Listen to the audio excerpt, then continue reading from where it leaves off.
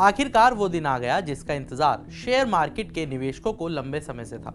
1 जून के पहले exit poll ने यह साबित कर दिया था कि तीसरी बार भी मोदी सरकार आ रही है और इस बात की खुशी मार्केट ने जाहिर भी की है कि 3 जून को जब शेयर बाजार खुला तो सेंसेक्स और निफ्टी में जबरदस्त तेजी देखी गई। कारोबार के अंत में सेंसेक्स 2507 यानी करीब 2.29% बढ़कर 76,468.78 पर बंद हुआ।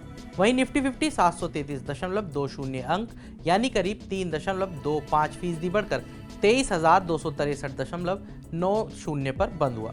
इस धमाकेदार तेजी ने निवेशकों को मालामाल कर दिया। बस शुरुआती 2 घंटे में शेयर बाजार के निवेशकों की संपत्ति एक झटके में 12 लाख करोड़ रुपए बढ़ गई थी। शेयर बाजार की इस भारी तेजी के पीछे 5 सबसे बड़े कारण क्या रहे, इससे पहले कि हम आपको एक एक करके सभी कारण समझाएं, उससे पहले आप हमें कमेंट कर बताएं कि क्या आपने भी आज प्रॉफिट बुकिंग की या अभी भी आपको 4 जून का इंतजार है। सबसे पहला कारण है एग्जिट पोल में बीजेपी को रिकॉर्ड जीत का अनुमान। लोकसभा चुनाव के सभी एग्जिट पोल में नरेंद्र मोदी की अगुवाई वाली एनडीए सरकार के लगातार तीसरी बार पूर्ण बहुमत के साथ सत्ता में वापसी का अनुमान जताया गया है। न्यूज 18 के मेगा एग्जिट पोल में एनडीए को 355 से 370 सीटें मिलने का अनुमान जताया गया है। इसमें बीजेपी की सीट 305 से 315 के बीच रहने का अनुमान है। शेयर बाजार को एग्जिट पोल के ये नतीजे पसंद आ गए, जो आज की तेजी का सबसे बड़ा कारण है। मार्केट एक्सपर्ट्स का कहना है कि बीजेपी की जीत से केंद्र के स्तर, राजनीतिक स्थिरता और आर्थिक नीतियों के जारी रहने का अनुमान है। ब्रोकरेज फर्म इम्के ने कहा कि पिछले 10 सालों के दौरान ग्लोबल लेवल पर आए तमाम उतार चढ़ावों के बावजूद भारतीय इकोनॉमी स्थिर रही है, जो मोदी सरकार की एक बड़ी उपलब्धि है। ब्रोकरेज फर्म ने कहा कि बाजार को ये स्थिरता अगले 5 साल भी इसी तरह जारी रहने की उम्मीद है। अब आते हैं दूसरे कारण पर। दूसरा कारण है जीडीपी की शानदार ग्रोथ। केंद्र सरकार ने शुक्रवार 31 मई को शेयर बाजार बंद होने के बाद जीडीपी के आंकड़े जारी किए थे।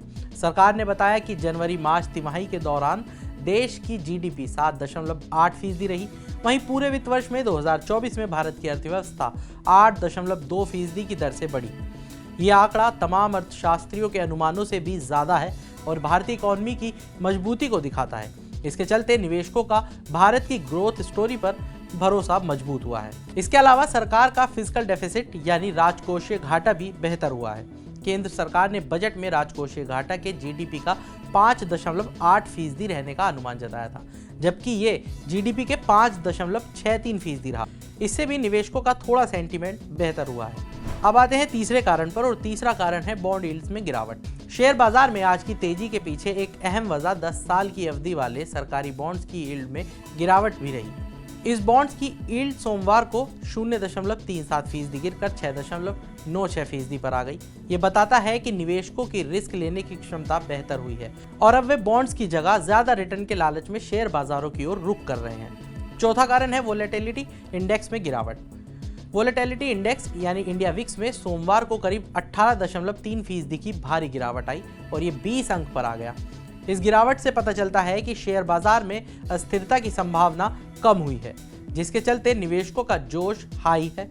इस बढ़े हुए जोश के साथ निवेशकों ने शेयर बाजार में आज चौतरफा खरीदारी की, जिसके चलते small cap, mid cap, bank Nifty और निफ्टी पीएसयू इंडेक्स अपने नए उच्चतम स्तर पर पहुंच गए हैं। ब्रोकरेज फर्म इनके की माने तो 4 जून को चुनाव नतीजे भी अगर एग्जिट पोल के जैसे ही रहे तो ये तेजी 3-4 दिनों तक जारी रह सकती है।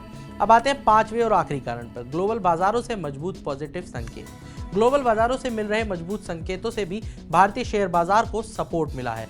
अमेरिका और यूरोप दोनों जगहों पर ब्याज दरों में कटौती की संभावना हाल में बढ़ी है। इसके अलावा कई एशियाई देशों से पॉजिटिव आर्थिक आंकड़े भी आए हैं। रॉयटर्स के मुताबिक जापान में पिछले 1 साल में पहली बार मई में फैक्ट्री एक्टिविटी बढ़ी है। वहीं साउथ कोरिया में फैक्ट्री एक्टिविटी पिछले 2 सालों के उच्चतम दर से बढ़ रही है। इन सब वजहों ने आज भारतीय शेयर बाजार को रिकॉर्ड ऊंचाई पर ले जाने में काफी मदद की। तो आज के इस वीडियो में इतना ही। बाकी तमाम बड़ी खबरों के लिए जुड़े रहिए मनी कंट्रोल हिंदी के साथ। आप हमारे यूट्यूब चैनल को सब्सक्राइब करें, फेसबुक पेज को लाइक करें और व्हाट्सएप के जरिए भी अब आप हमसे जुड़ सकते हैं। व्हाट्सएप चैनल का लिंक कमेंट बॉक्स में मिल जाएगा। तब तक के लिए धन्यवाद।